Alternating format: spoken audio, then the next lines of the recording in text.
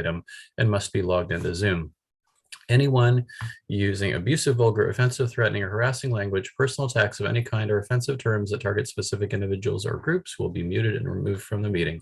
Please do not abuse this new way to provide public comment. Thank you. Thank you so much, Joshua, for pulling that out so fast. Sure. If we can do the roll call, then Kathy has an inspiration for us. All right, thank you. Let's see. Jerry Glazer.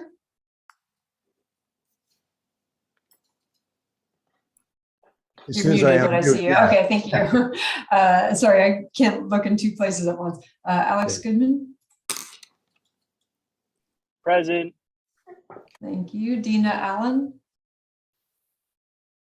I see Dina, even though she says Tor, but Joshua Somane. Yes, thank you. Kenna Lee. Here. Lisa Pierce. Here. Debbie Burns. Here. Sunali is not here today, I think we already said. Woody Hastings. Here. Jasenia Garcia. She is not here, but I believe this week's an off week for school. Diana Rich. She's not able I do not see Diana. Kathy Ottinger. Here. And Sarah Gurney. Here. All right, and just for the record, I see Jasenia is joining us right now. So. And you do have a quorum. Perfect. Thank you. Kathy, you want to go ahead? I actually thought I was scheduled for March 9th. Oh, maybe I did send you the wrong date. That's okay. But I have a few thoughts. Oh, great. Quickly get it over with. I was thinking how resilient human beings and species of all kinds are, and thinking that the things we're doing now is part of that resilience, making a lot of little changes in our lives and the lives of people around us. And even though we're just such a small town and all these little changes that we make, if we can make them, other people can make them too. And that adds up to a lot of big changes. And that adds to the resiliency of not only our bodies and our beings and that of other creatures, but that of our society and our organization. And that's my thought. That's wonderful. Thank you. Joshua, do you have a review of our action items? Sure. It's mostly a series of reminders about upcoming things. One for the working groups, a reminder that Carrie is in the process of developing the planning department budget for the next year. So if there's anything that working groups are thinking of that could benefit from some supportive funding, you might forward such suggestions or requests to Carrie for potential inclusion in the budget. No guarantees, but we're encouraged to think about that sort of thing. Similarly, working group medium and long-term goals, things that you are interested in promoting but are not necessarily working on right now, can potentially be forwarded to Phoebe for some degree of inclusion in the climate action framework. On another front, in terms of calendar notices, reminder that next Tuesday is when the Climate Action Committee is making its quarterly report to the City Council. Hannah, as usual, is taking the lion's share of the point person on that. And if you have anything that needs to be included in that, please be in touch with Kenna and myself in terms of anything you would like reported to the council. And then following on the 5th, there is a social only event at Dina's, a chance for us to potentially get to socialize and get to know each other. You should have already gotten information on that, but reach out to Dina if not. And another reminder that the first compost giveaway will be on March 12th. So that too is coming up within a couple of weeks. Also, you should have received flyers and notices on that. Feel free to promote it to your groups.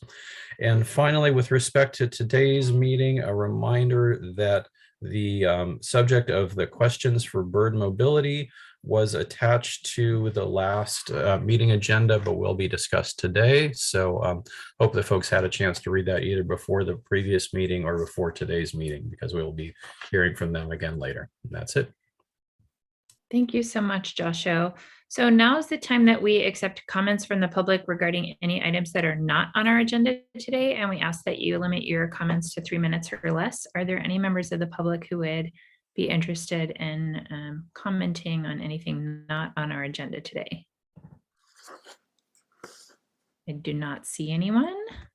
So we'll move on to statements of conflict of interest. Does anyone on the committee have any want to report any conflict of interest regarding any of our agenda items today? I do not see any, so we'll move on to our planning department report. Carrie, please.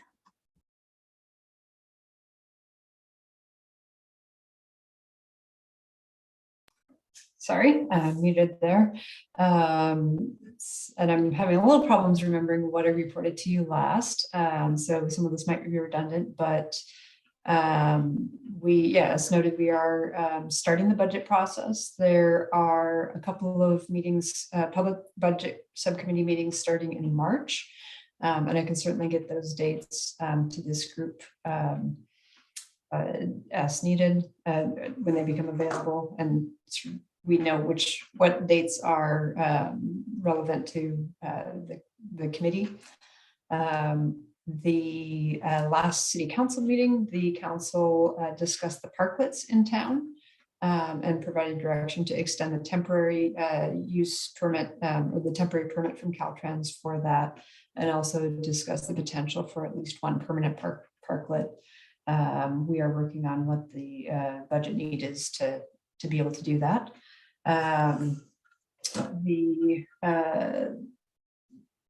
Next Tuesday's meeting has a couple of items that might be of interest. There will be a workshop starting after 8, but whenever the council gets to it, but there will be a workshop on housing element and the housing strategy, a draft housing strategy for the city of Sebastopol. So that's for the next 8 years, strategies to increase affordability, accommodate housing needs, make sure we have fair housing policies in town. So if any of you are interested in that, definitely attend. There's also the Huntley Square micro townhome, all electric, I believe, development that will be heard as a public hearing for council final approval for that project next Tuesday as well. And I think that's it for my updates right now. Oh, there is another call for artists for additional sculptures for the Ives Park Sculpture Garden. That's on the city's website. So if you do know anyone who might be interested in that, please send it to them. We appreciate any efforts to get the word out on that. Thank you so much. Does anyone have questions for Carrie before we move on? All right. Sarah, I believe you're on the hook again for the council report. Wait, I had a question, sorry. Yeah, sorry, I didn't see you, Jerry. Go ahead. That's okay. I was having a hard time getting the screen to come in the right place so I could click on the thing. Carrie, I just went looking when I heard Joshua talk about what he had something on bird in the agenda for the last meeting. And I hadn't seen that, so I wanted to go read it. But for previous meetings, I noticed that the materials for the previous meetings are not on the webpage. When you go back to the previous meetings, just the agenda. If there were materials published for the meeting as part of the packet, they should be on the webpage. Oftentimes there are materials presented at the meeting. We do not upload those to the city, like the presentation that Bird had originally done. Okay. We don't normally upload those. Did Woody say in the last meeting then go to such and such a page to read the notes? No, we actually sent out the Bird questions with the last agenda, the Bird answers with the last agenda, I believe. Wow, I missed that totally. Okay. If it's helpful, I did just drop a link to them in the chat. Okay, thanks, Woody. Okay, anyone else have questions for Carrie before Sarah gives us the council report? I think you can go ahead, Sarah. Okay, thank you so much. I appreciate Carrie mentioning our next council meeting, March 1st. We also have one tonight that's specially set starting at 6 o'clock. It was requested and organized by the mayor to finish business that was not completed February 15th. The first item is approval of the second reading of the citywide parking ordinance concerning recreational vehicles. That was on the consent calendar, but Uniglass removed it from consent. That's the automatic approval without discussion. So now it is a full-fledged discussion item. It's scheduled first. The second item is about recruitments and the lack of applications for positions that are available. And the council will be giving direction to staff about what to do about those.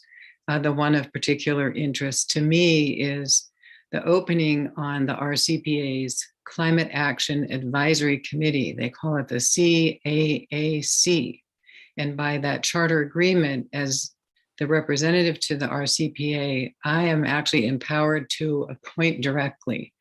And I made a decision to do that. This came up on the agenda. And I'm nonetheless going to appoint because I don't think the council wants to put staff through all the re-noticing requirements. And we have an excellently qualified volunteer, Joshua, who is willing to accept that appointment right away. So I'm hoping when I tell the council I can do this, they will all say, bless you, Joshua, for stepping up and being willing to sit for the city of Sebastopol on that advisory group. So we're hoping those items will get concluded tonight and will be mostly caught up in business. And personally, I'm hoping that the council is able to do that business, say like before 9 or 9:30, so that we don't continue to exhaust not only ourselves, that's my selfish point of view, but also city staff and particularly the public, who is often waiting and waiting and waiting and waiting for their item. And when it doesn't come up, that's really, I think, deeply disappointing. So we're trying to become more responsible in our scheduling by doing this catch-up meeting. Tonight, 6 o'clock, join us if you're interested. Thank you so Thank much. you. And Councilmember Gurney, I do know there are a couple of CAC openings that we did not receive applications for. And I know this committee has previously just suggested, why can't we just have it as an open recruitment? Right. I did actually see that the city of Petaluma has done the same thing with some of their committees, and they basically say, you know, we have the formal recruitment, I guess theirs is in May, but the following seats are unfilled and available and us and open, and that would certainly, I think it would help. I won't be able to be there tonight, but it is a potential way of allowing people to join a committee if they see it and not have to wait for another recruitment. And yes, also it is certainly helpful for staff too, to not have to just keep reposting. Keep doing it.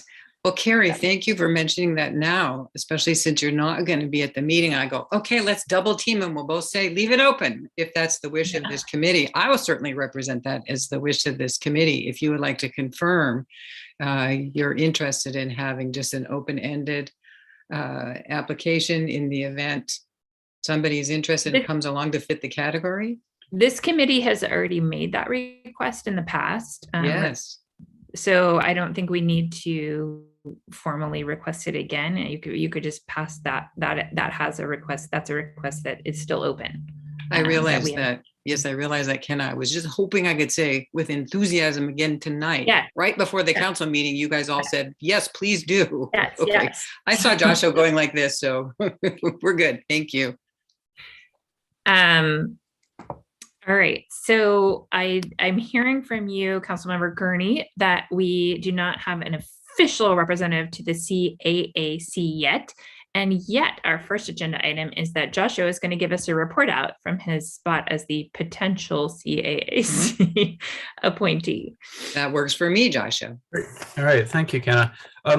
So essentially, everybody, as I understand it, from having a couple of emails and going to this one meeting, Basically, the Climate Action Advisory Council is a set of representatives from cities, mostly from groups such as our own, whether they're official government groups or in some cases citizen groups.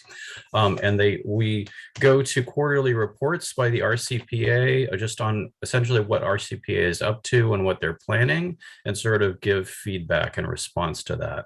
So I'm going to report back from what I heard from the RCPA about what they're up to kind of in the coming season or so.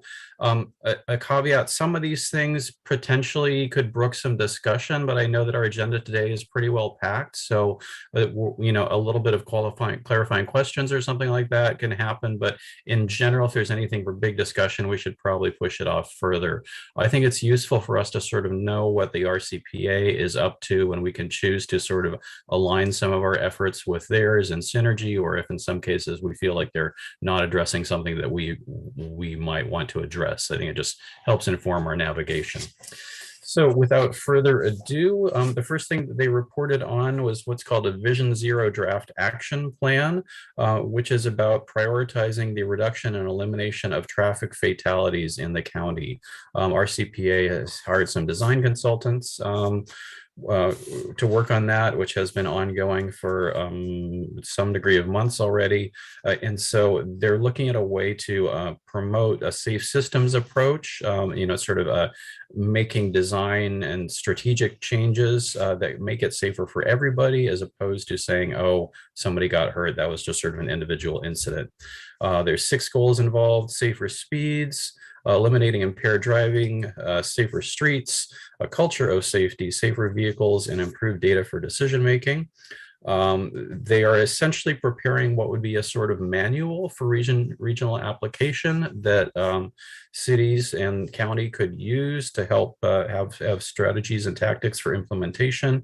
I did bring up the point that you know, Caltrans needs to be a player in this, since they have jurisdiction over highways and in many cases go right through towns, including ours.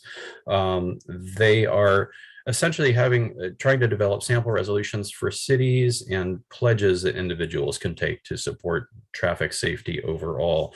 This action plan is due to be finalized at sort of the end of this month or so, which probably means this week. And there were some public workshops involved. So that's one topic there. The next topic is about the Sonoma County Climate Mobilization Strategy Update. Hopefully all of you are familiar with that RCPA planning you know, document that has been in progress for a while. First, an initial note that they are currently working on the greenhouse gas emission metrics for 2020 these days. So within another season or so, we might start to have some more recent numbers that can be useful in quantifications. Their policy priorities with respect to the mobilization strategy these days are 6 points: decarbonizing buildings in new construction through local ordinance toolbox, in existing buildings through a countywide electrification strategy, decarbonizing transport through policies to support EV charging, and the county transportation authority is working on a 2050 comprehensive transportation plan. There's a mention of reach codes along the way here, in that EV charging policies could be in the form of reach codes. Within the sequestration realm, they are looking to support urban forest conservation plans and tree protection ordinances within cities.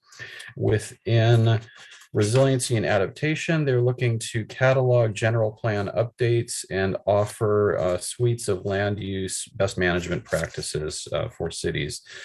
Another point was made that building codes are in the process of updating this year, so it's sort of a synergistic time to consider local reach codes that interface with that.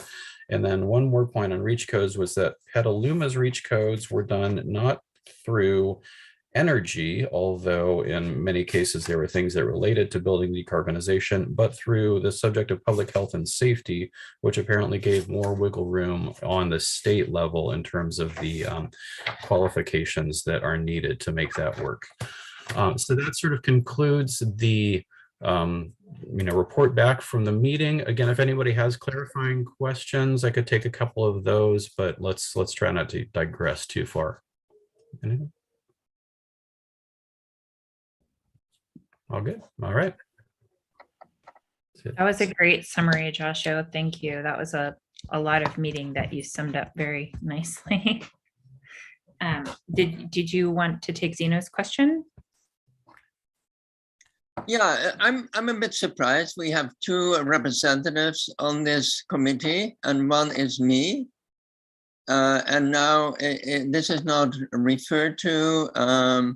Last time I offered to give a report about this event, and it was kind of pushed aside. Joshua was going to step up, and I'm confused because Sarah appointed me like a year ago, and I'm still there.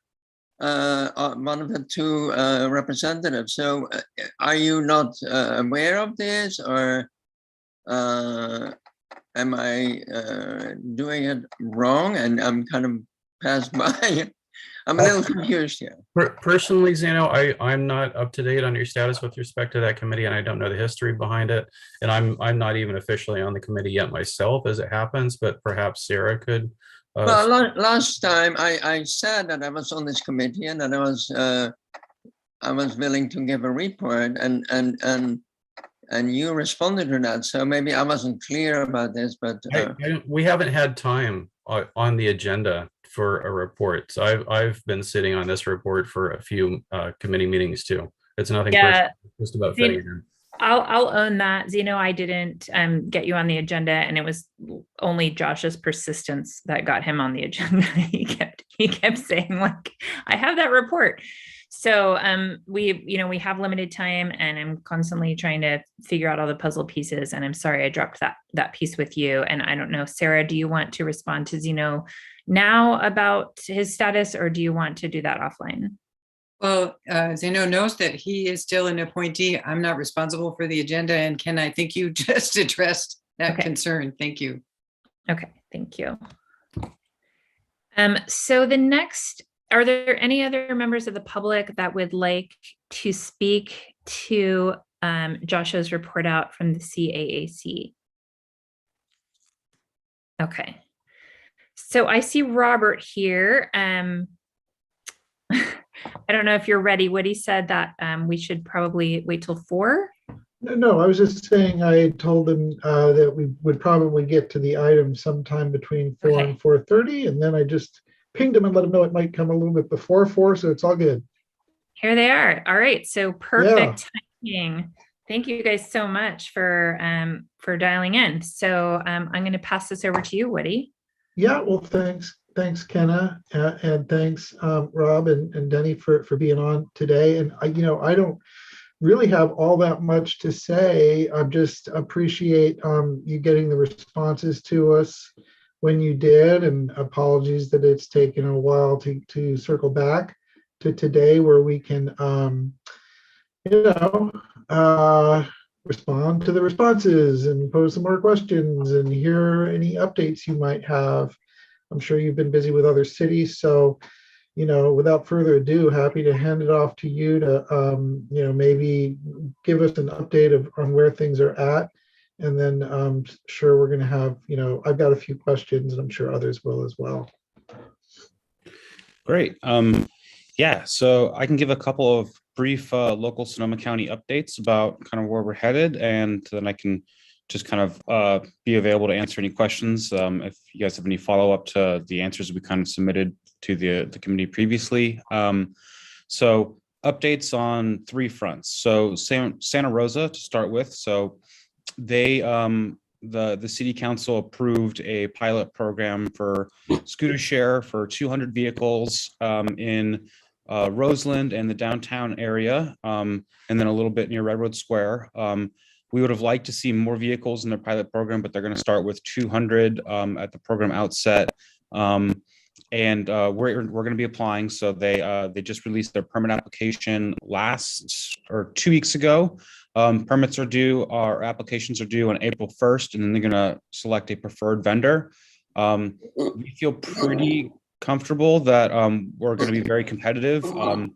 I can't say that we will be selected, but I can just say that I feel pretty comfortable that we've demoed to the city before. We've talked to the program staff and elected officials, and I just think we're in a good place. And then we we did our site survey in Healdsburg for our bike share program.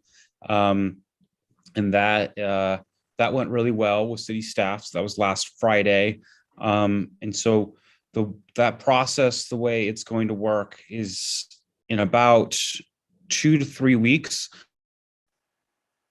they're going to bring our scope of work for year one for the bike share program in Healdsburg before council to approve that. And then we're hopefully going to be launching at the end of April. That's at least what I'm shooting for. And during that council meeting, when we present our scope of work for the bike share program, we're also going to be talking about scooters and the potential for getting direction from council on scooters as well. And the last update that I'll share is that Dennis and I met with representatives from county parks last Friday as well at Spring Lake in Santa Rosa, and we demoed for park rangers and for senior administrators in the county parks department for the specific purpose of asking them about use of scooters and other micro electric vehicles on county park trails, specifically to provide connections between jurisdictions. So that if Santa Rosa were to have a scooter share program implemented and Sebastopol were to have a scooter share program implemented, we asked about the trail that connects the two that runs parallel to Highway 12 there. And they seem very supportive, smiling faces all around. I think they had 10 representatives from the Parks Department, including the highest ranking park ranger who demoed the vehicle multiple times. So I think he really had a fun time. We got some good photo ops out of it. And then we also, right after that, we demoed for Supervisor Susan Gorn from the 1st District, who's a big proponent of bike infrastructure in general and shared electric vehicles. And so she was excited about the prospect of scooters as well. So that's some local updates. And then we're going to be scheduling a meeting with Supervisor David Rabbit coming up probably in the next month or two. So.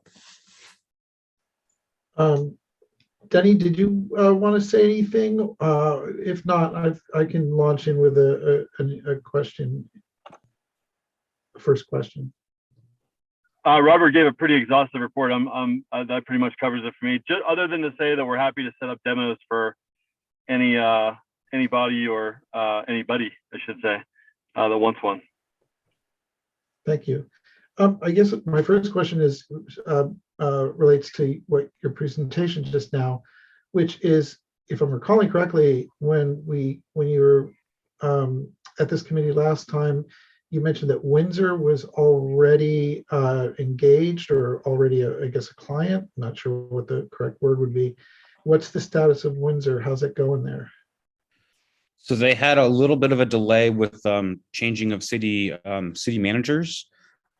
They're still interested, and as far as I know, because it's not the account that I've been working on directly, they have an agreement that their city attorney's office has signed off on, and they're just waiting to get some time on a very busy council agenda to move forward with that.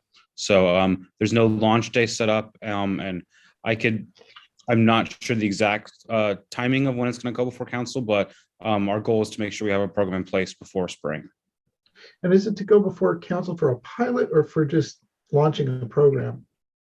So it's going to be structured through an MOU and like I believe a service level agreement about which parts of the city are available for shared scooters. So I think that's the extent of it. It's not an exclusive. It's not like a larger program. It's really just an understanding that we can utilize the public right away, and these are the areas where it's appropriate. Okay, thank you.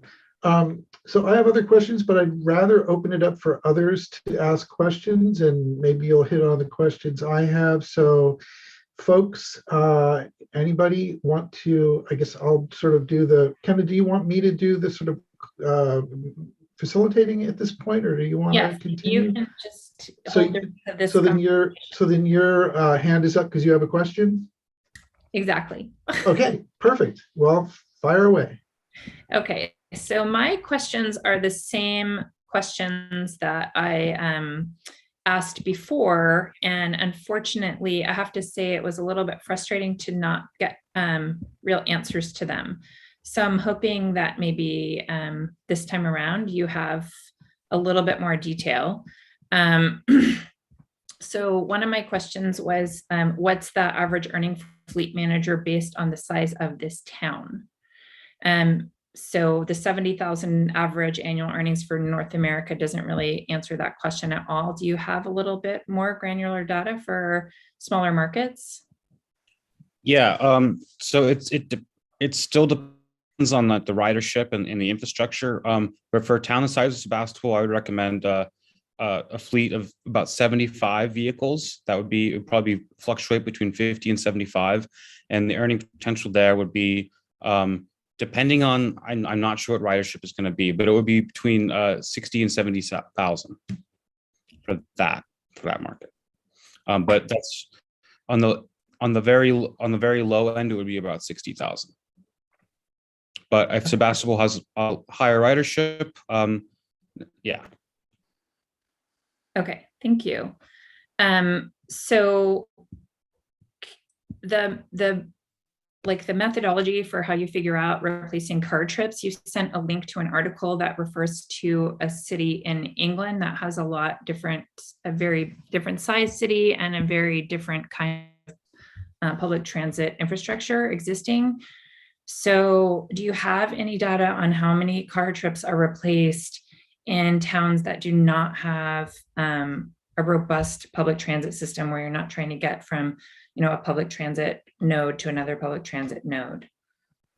So the only real methodology we have for the smaller markets is really user surveys. And they vary in California, depending on the level of infrastructure, between 30 and 42% of the trips based upon user surveys. So, the data is self-reported from users, so that. And that's data for smaller, like what size cities do those percentages pertain to? Yeah, so the smaller markets that we have in California are around 20,000 and below, I would say, is the smaller market. And you do have, it's probably on the lower end of that side because of the lack of connections to other transit opportunities and anchor destinations. It's also greatly affected by infrastructure too. And Sebastopol actually has, I would say, comparatively better infrastructure than most communities of a similar size in California. So again, we won't know until we do a survey of riders in Sebastopol and try and get a sense of what the mode shift is, but that's about the range it would be. So between 30 and 42%, Sebastopol again would be on the lower end of that because of its lack of other connecting transportation and in major hubs, but would be higher on that relatively based upon the infrastructure. I wish I could give you more accurate data, but we just won't know until we measure. But that's all just based on rider reports, Yeah, survey data of your customer base. Yeah, I mean, because it's, again, when you're asking someone would you have taken a car trip, there's really no way to verify that they would have done that. Yeah. My other question is, you also ask them if they would have walked or biked if they didn't have a scooter, and what are the numbers for that? How many walking trips and bike trips are we replacing? Very few. It doesn't replace bike trips that often. For walking is not included in the 30 to 42%. So it would be one of the other options. So I don't know the exact number, and I'm sure that would vary again on the geography of the market where people are walking. If it's a really hilly area, I'm sure people would be less inclined to walk. But it would vary a lot. So I can't give you a really accurate estimate other than to say that the 30 to 42% figure that I am citing does not include trips that replacing walking trips. All right, thank you. Any other questions, Kenna? Okay, good. Lisa? Yeah, thank you. So I guess I kind of fundamentally question whether we really need the scooters in Sebastopol. I kind of see them mainly as a kind of an entertainment kind of thing for visitors from out of town. And I have some safety concerns about that. We've become kind of a place where people want to come and drink. It seems like a lot of people come and go to wineries and the Barlow and the beer pubs and all that. And I can just imagine groups of people hopping on the scooters and going on bike paths and going on the roads, and either way, maybe creating some kind of safety issues, especially if they're inebriated. So that's my biggest concern. I also have a concern about where they would be stored. We're talking about 50 to 75 vehicles in town. And I don't know where it would really make sense to put that. That's a kind of a chunk of real estate that would be taken up. And I wouldn't want them to go in a parking space or a park or a sidewalk. So I don't know where they could go with that wouldn't be sort of taking away from something else. And then the last concern I have is that they don't seem to last very long. And, you know, with an electric bike too, they're pricey. And then once the motor goes out, you're kind of left with a bike that's not a very good bike. So anyway, those are my concerns. Thank you. Yeah, would you like me to kind of address some of them? Sure. So starting with the vehicle age, so our scooters that we have now last for about 36 months, so around 3 years, and they're regularly maintained by the fleet managers. So if the motor is not performing up to you know, a pretty high standard of you know, torque and suspension, they're not allowed to release those vehicles. So, you know, we have pretty strict standards around, you know, we don't want a poorly maintained vehicle because it reflects poorly on us. So we have pretty strict standards about who can release those vehicles out there. So, you know, I hope, you know, we can address some of those concerns. 3-year lifespan for a vehicle that's going to see potentially, you know, thousands of rides. You know, it's not going to be comparable to a personal e-bike because it is going to be a ruggedized and shared vehicle. But we've refined the technology a lot to where they are pretty long lasting. In terms of the parking, you know, it's really up to the city about where you'd want to have these. You know, we have them on private property, oftentimes have businesses volunteer. So recently I had 40 businesses in Reno volunteer to say they want scooters on their private property because they want people to park and patronize their business. And it's just a natural way for people to park and then go and spend money at the nearby place. We can do parking space replacement. And I know that, you know, people really care about parking and parking is an issue, but I mean, we provide a lot of infrastructure for the automobile. And if we're really serious about mode shift, we can fit, you know, 10 to 15 scooters in a standard car parking space.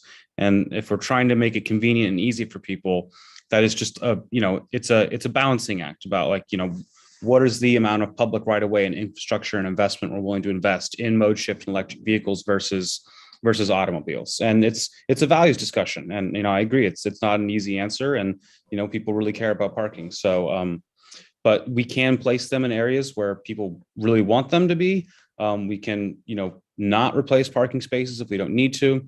We can make sure that they're only deployed in certain areas and they can only be parked in certain areas. Obviously, the trade-off is if they're only allowed to go between certain areas, you're going to have less ridership because, you know, you're bringing the problems of other public forms of transportation to the shared electric vehicles, which the real benefit is their ability to go between, you know, the actual place that people want to be and where they can find the vehicle. So it's another balancing act, but it's just a matter of, you know, how you want to manage the right of way. And then the first concern was the safety concern. You know, people are going to, you know, there are bad actors who are going to ride vehicles poorly. They're going to ride their personal vehicles, whether it's an automobile or a bike or an electric bike. And we have measures in place that cut down a lot on people riding. So we have like a feature called Sober Start and Safe Start, which gives people little puzzles to do before they're allowed to get on a scooter past certain times in the evening. So that's been good at like at least creating some friction between people who may be inebriated getting on scooters. And we do that in a lot of university towns, and it's actually proven to be pretty effective. But again, if with mode shift, people, if there isn't another transportation option available for them, then they may choose to take a car, which we don't want people driving inebriated as well. So it's just, there are definitely safety concerns, but at the same time, our accident rate and our injury rate is 1 in 50,000. And that's on par with bicycles. So just a standard personal bicycle.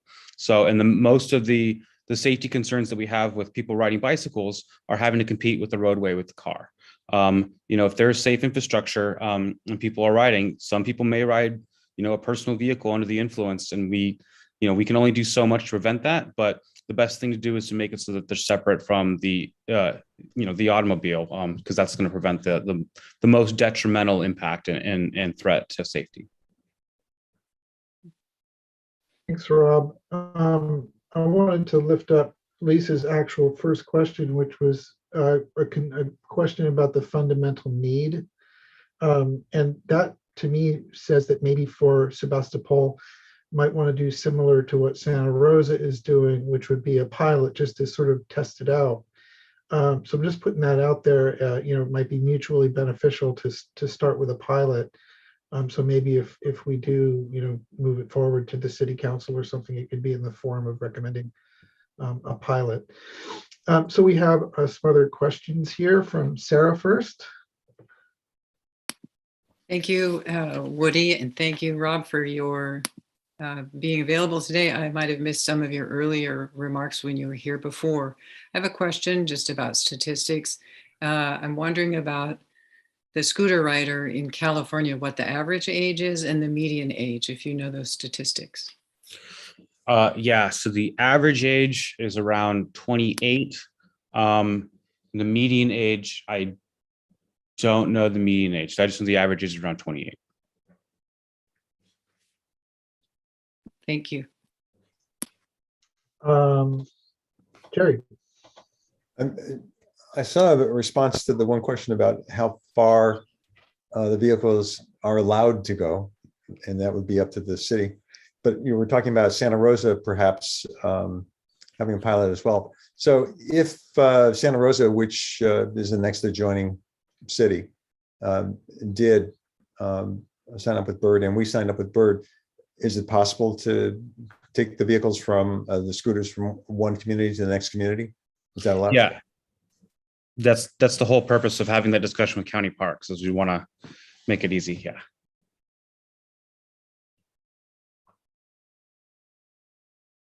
Okay, Deborah.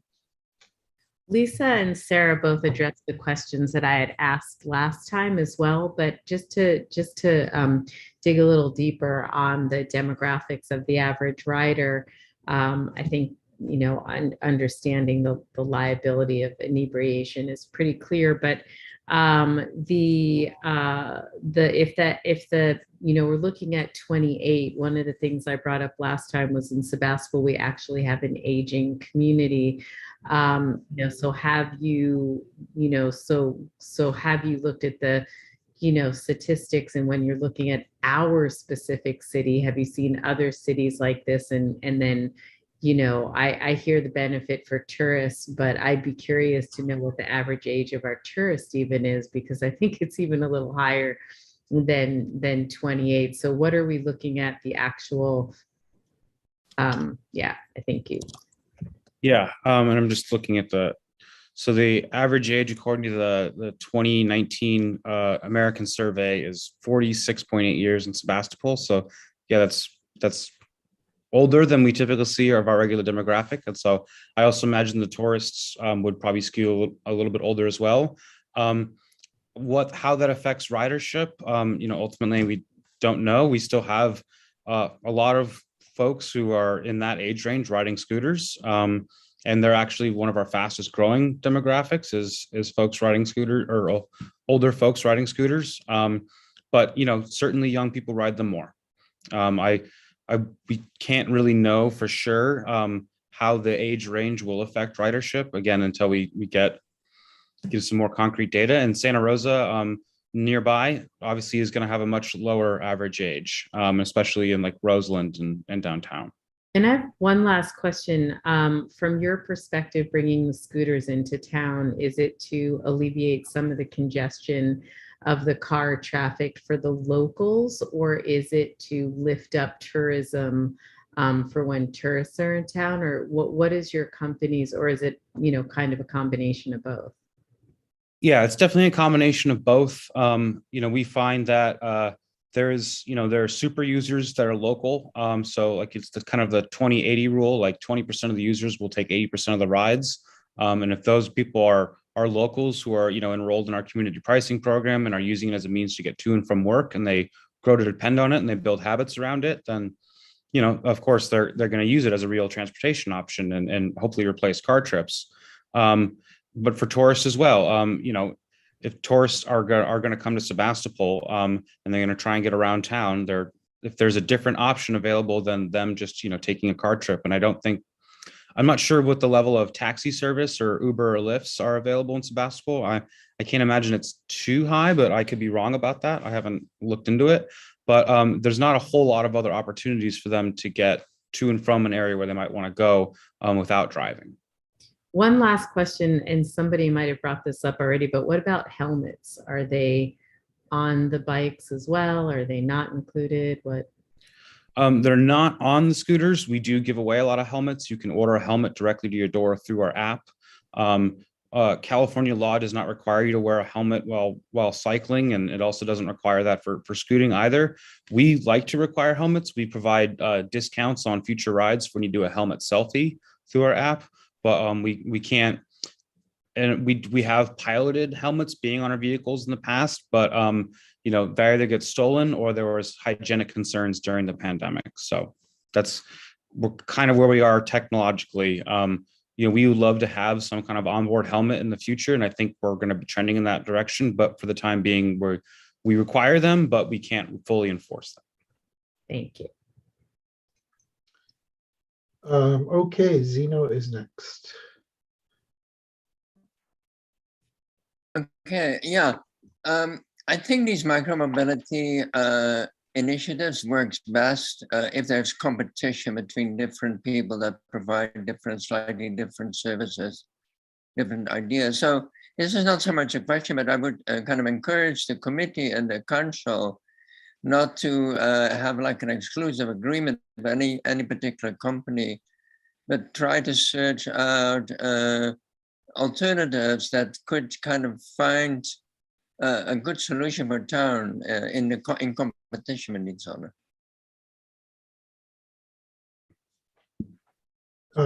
Is that it, Zeno? Yeah, that's it. Okay, thank you. Lisa, you got another question? Oh, just a quick comment. So we were talking about drinking while driving, and I think a lot of times people, when they come up to Sonoma County and are drinking, oftentimes there's a designated driver, and then people might kind of wander around on foot or something like that. But this time everybody's driving. So that's my comment. Okay. Does anyone else have any questions? I'm not seeing anyone raise their hand, so I think some of my questions were answered. I'll start with the helmets because I'm glad it was raised, but I watched a little bit of the Santa Rosa council meeting where it was discussed. My understanding was that there is a requirement, at least in Santa Rosa, for helmets. And so it was this question about logistics of how to, how are people going to carry a helmet around with them, or, and I heard you say, you might have them sort of integrated with the bikes or scooters. But what's the actual situation in terms of required or not required? If they're required, it seems like that would create a difficulty. So, we require them, but, our enforcement capacity is limited. So if you're in Santa Rosa and you're riding a bike and there's a local, I'm not sure if this is the case, but if there's a local requirement that you have to wear a helmet or riding a bike that supersedes state law, then it would still be up to the same authorities who are enforcing that, whether it's a bird vehicle or a personal vehicle. So it'd be the same. I'm sure it's like it's like might be a ticket. In which case, if you saw someone who was riding without a helmet, you could ticket them. Okay. Another question was, and I'm starting to get my head around this based on something, some things I heard today. The actual role of the city, what would the city's role be, or what would the city need to do? What departments of the city would need to be involved? And sounds like you have an MOU in Windsor, and you have a pilot in Santa Rosa. And just curious about this question of what does the city actually need to do, or typically what's the structure? So MOU is the easiest way, and that's just an understanding, like an understanding between the city and us about what's acceptable and what parts of the public right away are okay for deployment and for riding. Santa Rosa is having a little bit. I mean, they're requiring revenue share and a couple of other regulations, and they have a defined service area, and so they're having a little bit more. And they're doing a pilot program, so they have a little bit more, steeper regulations. And then we also have simple ones that are like just encroachment permits, where just, you say that we're going to be able to encroach on the public right of way in these areas. So basically, it's kind of like just a different version or a different legal mechanism by which to achieve the same ends of the MOU. Okay. And then my last question, actually second to last, sorry, is around Sebastopol's public transportation and integration with, as opposed to say competition with. I mean, we have this bus number 24 electric bus circulating, and I could see, that I could see the different ways of deploying the scooters or bikes in a way that sort of undermines that kind of a transit option. And I could see it deployed in a way where it sort of creates synergy, and if you have these designated locations where the bikes can be at the places where that bus stops, people could use them to get to the last whatever distance, right? So is that kind of deployment model or strategy something that you've already looked at for Sebastopol or other cities? We haven't looked at it for Sebastopol yet, but that would be part of the conversation we have with the city. Is we'd want to complement the service. Okay, sounds good. And the last one, I guess I would say is just sort of riffing off of Zeno's point about, say, competitive bid type structure. And it sounds like that's what has occurred in Santa Rosa, at least, and I would imagine other cities. So we might go that route, I would think. And so presumably you'd be willing to throw your hat in the ring if that's what ends up sort of being the way the city wants to go about it. Yeah, absolutely. We're fine with competition. We operate with multiple operators in many different cities. Typically not in cities the size of Sebastopol, but we definitely. I mean, I can say that I'd be interested in throwing our hat in the ring. Okay. Well, any other questions from any committee members or council members or members of the public? So, I don't have it sort of all planned out for where to go next, but I do think we want to, the committee wants to deliberate it more, and we might, we'll follow up with you on what the next steps would be. And I see Zeno's got his hand up. So Zeno? Yeah, Robert, maybe can you fill us in a little bit about how your business can create business in the city like this? Like, what has been the economic impact of your business for local kind of wealth creation? Yeah, and I'll go ahead and I'll link to a study in the chat right now. So a recent study by Emory University found that scooters generate on an annual basis around $2,000 in additional spending to local businesses per scooter. And so this is done by Amory Business School, and the link is in the chat. So that's probably for larger markets than Sebastopol, but it certainly has a positive supplemental economic impact on local businesses in terms of more spending. Great question, and sounds like a pretty good answer. All right, well, any other questions? No, I just wanted to say that we will add this to an agenda soon for the committee to deliberate more. And thank you guys so much for making time to come talk to us more today. And we may end up sending you more questions via email, but I really appreciate you coming back to address the concerns that we had. Yeah, and thanks for having us. I'm always happy to come by and chat. So yeah, just appreciate your all willingness to have this discussion. Thanks. Thanks both. All right, so I believe we've heard public comment on this item. Is there any more public comment before we move on to our next agenda item? And I'm afraid I cannot see the chat, so you have to actually put your little Zoom hand up for me to be able to see what's going on. All right, so we will move on to the Zero Waste Committee merge proposal. And I will just outline that for you guys briefly.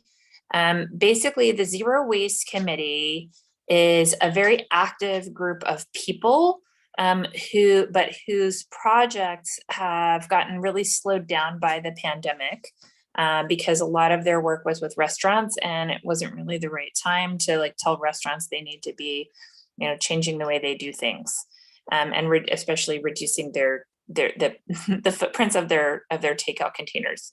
So they're going to be revving back up, but the majority of the members of that committee do not really have an interest in attending Climate Action Committee meetings regularly.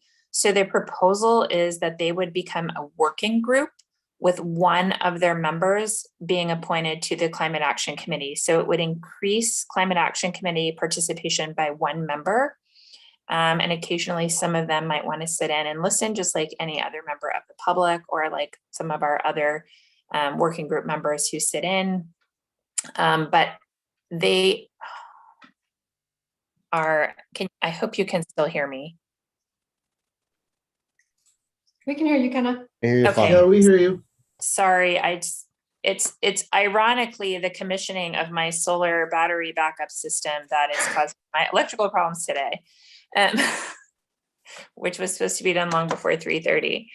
At any rate, that is the proposal on the table, is that Zero Waste Committee stop being a committee that the city has to staff meetings for and combine with our committee, and that we add one member to our committee and have them as an active working group that we would support in that way. So are you looking for a motion? I'm looking for any old hands. So I see Sarah Gurney's hand and Jasinia's hand, so I'll take those in that order.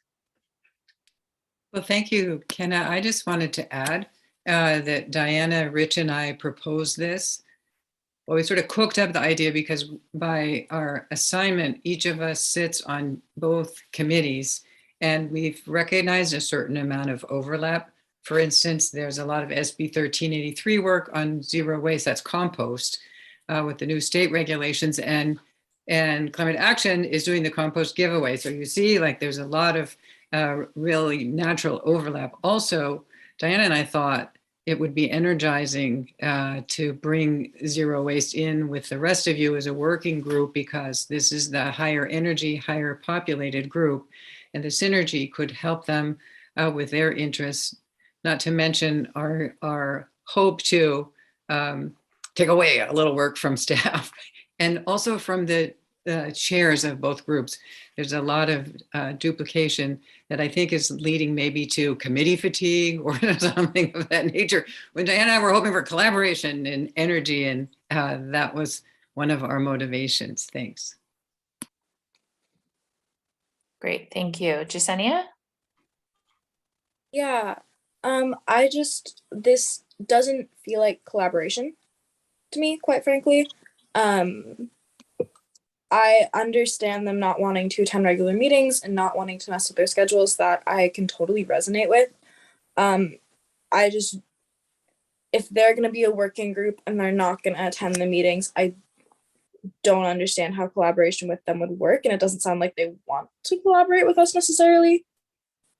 And I'm kind of confused how that would be facilitated if not through our meetings, and we're not like allowed to congregate outside our meetings unless it's a public thing because Brown Act, and that's just my concern. So I think just to answer that quickly, and then Joshua, I see your hand up, that it's a very collaborative group of people. Sunny Galbraith, who's been chairing that committee, but they've been meeting once a month or less. We meet twice a month. And there was some concerns in this committee about having too many people on the committee, which slows down the discussions and the action. So it seemed to me to be a good hybrid model where they would continue their work, but have that, official stamp of the city by being a working group of climate action, and then be able to bring their proposals to us for a larger discussion. But I will pass this off to Joshua and then Jerry. Yeah, thanks. Just a couple of clarifying questions. The merger or some, closer alignment makes sense thematically, obviously. I'm just wondering how many people are sort of active in the zero waste group these days. And so part of our process is that working groups come up with proposals and things and then bring those things to the bigger committee for support and feedback and all of that sort of thing. And so I'm wondering if they already have sort of several potential projects in the works, does that kind of mean that they would be bringing more things for us to work on? I don't know. Are you able to respond? Kenna, did you get lost? She was offline. She just came back in. Yeah. Ken, are you there? Okay, well, we're not going to get that question answered right now, perhaps, but let me just leave that as a sort of a concern. And my hand's up and Ken is not there, so I'll go ahead. Sorry, yeah, I'm now here. I just had to turn on a different computer that hasn't run its full battery down, so and a different cell phone to use the hotspot from. So, yes, I think there will be a little more work for us in terms of projects to support, et cetera. I don't think it will be a lot. They kind of have their stuff already pretty streamlined that they'd be bringing in process. So I don't think we have to approve the things that they already have in process if the city asks us to merge. And then new things would kind of come up for discussion. But they have really been a group that's doing less and less over time because their big project got done, and then they're waiting for the implementation phase of their projects. But yeah, I mean, it definitely adds somewhat to what we're dealing with, but it is a good fit and it definitely benefits the city staff. So yeah, go ahead, Jerry. Well, you all know that I was sustainability commissioner for a much larger city, which has a lot more staff, and it included zero waste. That was part of the Sustainability Commission's responsibility. And so in our second meeting, I actually sent an email to Carrie, some council members and others saying, why do we have these two separate committees in a small city like this? It doesn't make any logical sense because you use more staff time, you don't get coordination. And the problem that you want to solve is a sustainability problem, not just a climate problem. So they go hand in hand. And I thought a long time ago that we should merge the two. Dina? So if this merge goes through, I would hope that the person that comes to the CAC meetings will listen to us too, for a couple reasons. One, I think zero waste stuff needs to be in the framework a lot. And also we have ideas that could be classified as zero waste. For example, Deborah had something she wanted to ask the committee, the Zero Waste Committee, to consider. And I believe she's just waiting to see where this merger goes because nobody answered from that committee initially. So I hope they're open to seeing us as somebody to work with, not just telling us what they want what to happen. Deborah, were you trying to say something in response to that? Yeah, I mean, I can wait for whoever wants to go. No. Okay. I'd like to say something in response to that too. And I don't want to make a separate point, but Dina, when you talk about we and they, and once the merge occurs, it's we. And so it's not a separate thing. It is one thing. And that's the part that I envisioned is what we really wanted to happen. I guess what I did reach out to them, I did not hear back. I heard back once saying it was a great, and then didn't hear anything else. But regardless, I think, you know, to Dina's point, I really agree with using less of the staff's time. The city staff is already just spread so thin. But at the same time, I think it all fits under one house. But I do also think having them as a working group, like Jasenia said, seems a little bit non-collaborative. So I guess I would like to understand more of then how would we work together? Like how would this look like?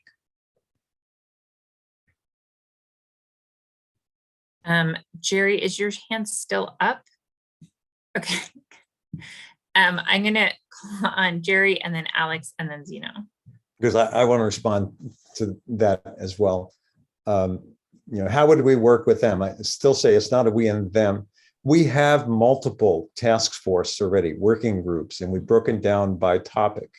One of the topics we didn't include was waste. Well, why didn't we include waste?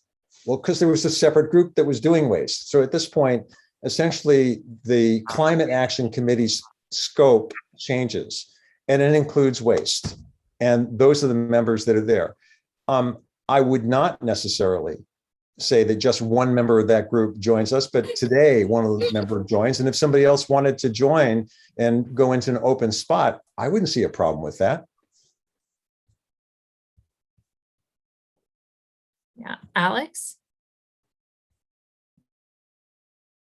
Yeah, I just wanted to clarify, are they going to have a representative at one of their meetings, like report back, or is it going to be totally separate? Because I can understand the, not wanting to have too many people for a quorum and all those types of things. Just wondering if they would even have just one person that comes to our meetings as kind of representing that working group.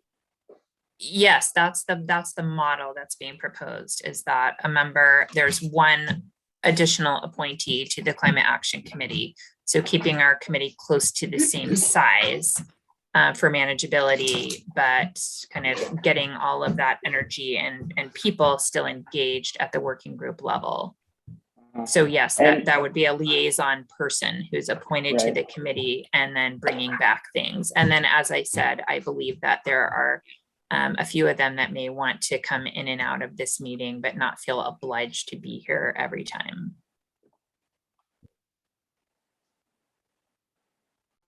Zeno? Got it. Yeah, I think I really concur with Yesenia's remark about how this is going to be structured. I mean, frankly, in the past, I have not seen the zero waste group take a climate sensitive perspective. And we don't have to, I don't have to go into detail there, but I mean, for example, the big changes that have happened in buying online and getting it delivered to your neighborhood, and the impact that have on material use and energy use, I think that's a key issue for this. So I can see that this group could be a working group, but I think it would be good to have an initial meeting where their agenda is kind of discussed from the perspective of emissions and such stuff, that so that's not just a silent coming together with one representative, but that there's a more thorough integration of the thoughts and analyses that these different perspectives have created. Okay, Sarah?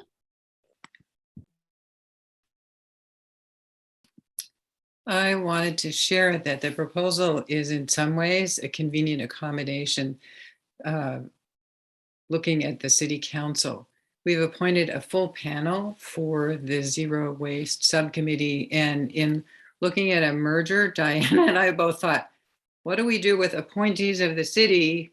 We can't make the climate action committee that plus that many more members, because it would just become unwieldingly large.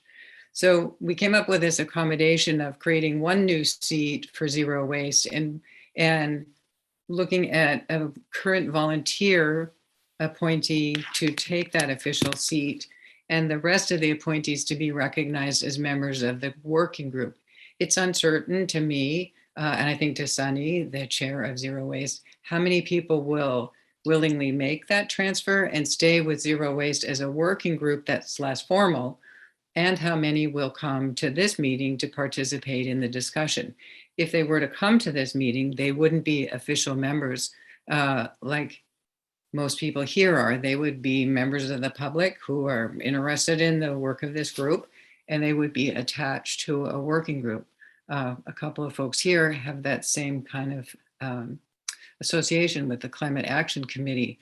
So it's a proposal that's trying to make a merger not awkward and also functional and efficient at the same time, building some synergy, because the zero waste group, I think, as we have been led by Sunny through the pandemic, as a teacher dealing with all of those changes and pressures, those two factors have maybe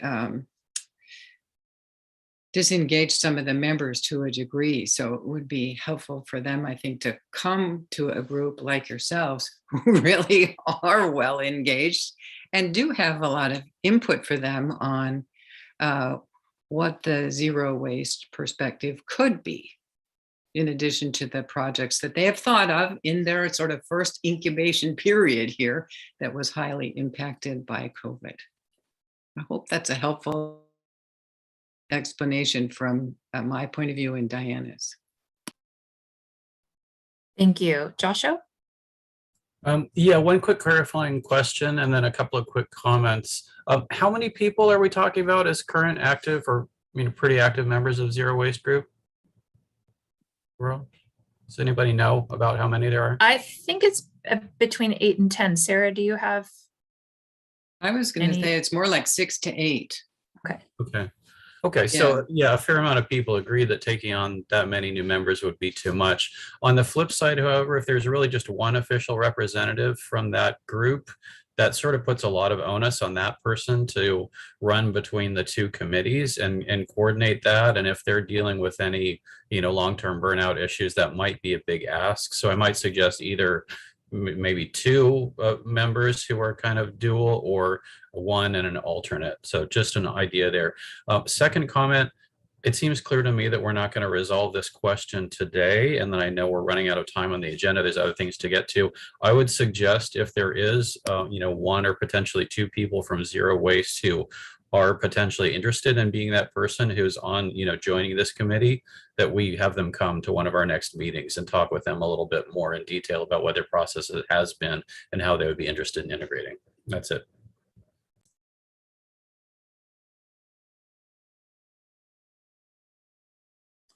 Alex, did you took your hand down? Thank you.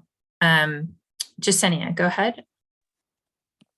Yeah, I guess for me, I just feel that having all those voices from the Zero Waste Committee would inform our framework and our work and some of the issues that come to us a lot better.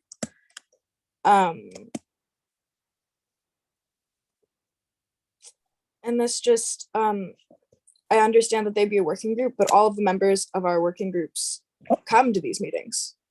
And usually not just one representative, it's all of them, if they can make it. We only don't make it if we have other things. So I don't know, I just feel that it changes the structure of this committee in kind of a strange way.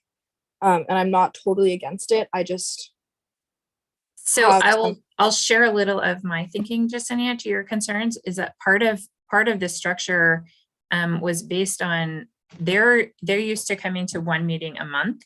And I personally said I didn't think we wanted to add so many people that make us a quorum if they can't commit to coming to twice a month meetings in addition to their working group meetings. So that would significantly change how often each of those people is expected to show up for something.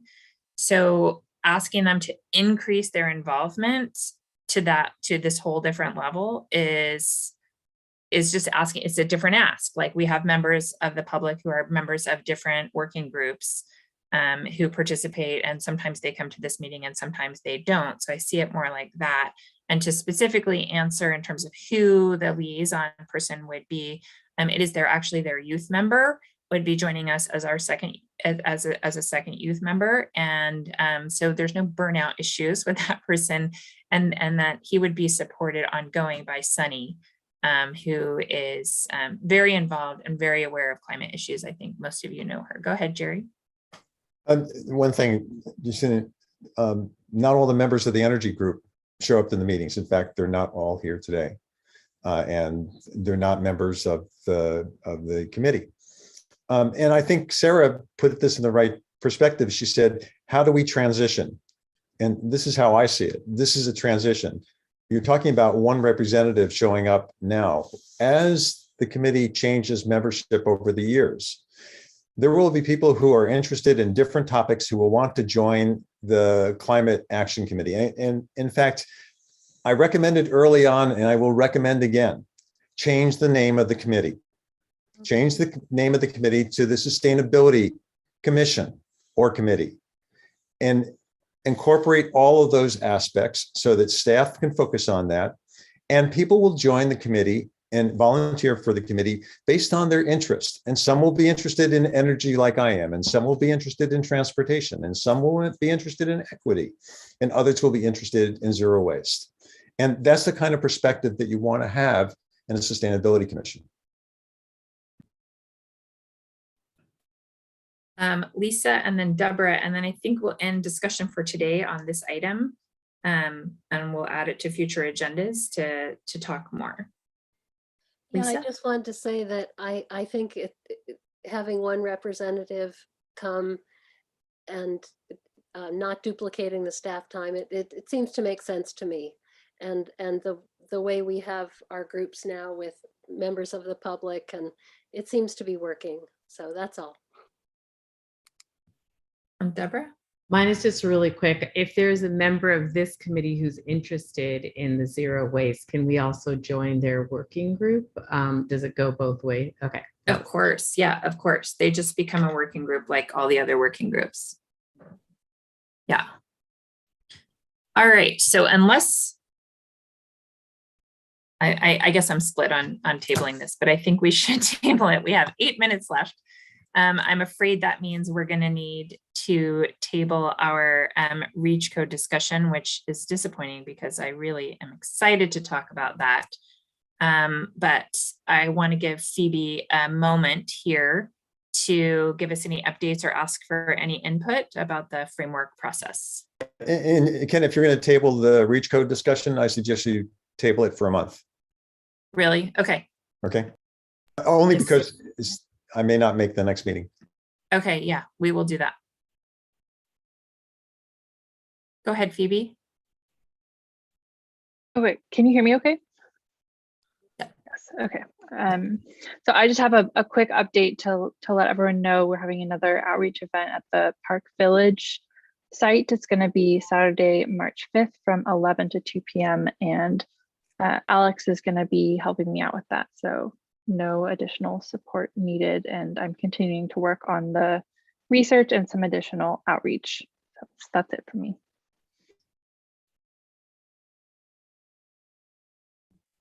Great, thank you so much. Any working groups that have something they'd like to run by the full group or just update us on? Dina. So Joshua mentioned about the compost giveaway March 12th, and I just have an ask for everyone. When Joshua sent out the packet for this meeting 2 days ago, there is a compost flyer attached. Please look at that flyer if you haven't already and send it to any gardeners or schools that have gardens that you know of, or friends or yourself. Please share that compost flyer. Thank you. There is so much excitement in the community about this compost. And get there early if you want compost. Well, there's twice as much as last time, so we really have to step up our giveaway. Good. And as far as the social, March 5th, 4 to 6, potluck in the yard. Email me if you don't have my address and you need it. Thanks, Dina. Jerry, go ahead. Just from the energy, since we're not doing the reach today, I did send to you and to Carrie a link to a PDF. Steve Pierce did a brilliant job summarizing the options that we can all consider and in our discussion. And if you all get a chance to take a look at that, that would give us a heads up and get through things faster. Okay, so we'll make sure we attach that to the next agenda, even though we won't be discussing it, to give people extra time to read it. Jerry, did you say that you emailed that to me? Because I'm not seeing it.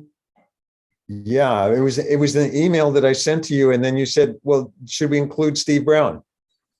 Oh, the one you sent earlier. I thought you said Yeah, you it's just the sent same, it same now. one. Okay. That link should still be live and should have the I still copy. got it then. Yep. We're good. All right, Lisa? So I don't know if this is okay that I did this, but I kind of made the flyer a little bit, created a more colorful version because it was in black and white. Is it okay if I send that out to everybody? If they wanted to put something a little more colorful on their, what they're sending out in the world, is that okay? That's fine by me, Lisa. I made it that way so it could be photocopied on a colored paper is how I've been distributing it down. So yeah, whatever works is all good. Okay, I'll do that. Thank you. All right. So any other working groups? Tina, your hand, I'm guessing, is a legacy hand. Okay. Anyone else have anything they want to bring forward? All right. So moving on to chair reports, we do have the council presentation coming up on Tuesday, and I will be frantically getting those slides together in the next week. So we'll be reaching out to the groups as possible, and I'm not sure whether we're staying after to discuss with funding on this Zoom, or I was cut off during the discussion about the discussion. So I will hang out for a few minutes to see if anybody else is hanging out for a few minutes. And if not, I will reach out to you. Do we have any input from members regarding next meeting agenda? Sarah? Is there a decision to bring Sunny over, for instance, from Zero Waste to have a conversation together? I can invite her. Yeah, I can't tell you right now that she's going to come to the next meeting, but yes. And hopefully we could find a time that Sunny and the young man who would like to be the appointed member, right, have them come. Right, it's Argus Brent.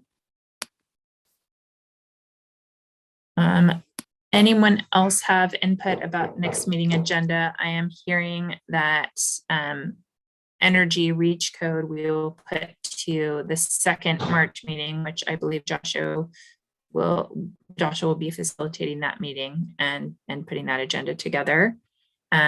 We will need to talk more about micromobility and zero waste next time, and that we probably have enough to talk about. Jerry, go ahead. Yeah, just a question for Sarah. or for you, if there's somebody who's on the Zero Waste Committee who would like to be sitting on the Climate Committee representing zero waste, why can't they apply today? We have openings. Do we not have an opening that's a general opening for somebody to join? Well, I don't think they want to do both if merged. Because that's a big commitment. So yeah. Woody, go ahead. Thanks, Kenny. I'm just wondering, we did talk about having a legislative update for the Yes. next meeting. So is there room to squeeze that in? Because it would be good to be able Yes. to do it on that would be March 9th.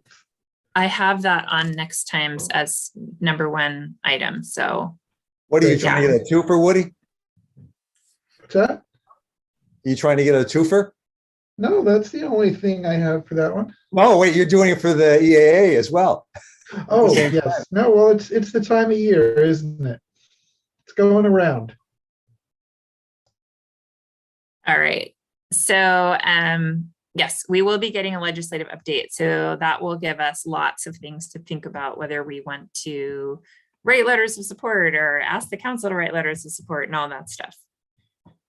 So thank you all so much for coming. We'll do a very quick review of action items before we adjourn. Joshua? No action items to speak of that have not been just recently mentioned as future upcoming agenda items. Perfect. And so we will adjourn this meeting to the next meeting on March 9th. Thanks all. Bye. Thank you. So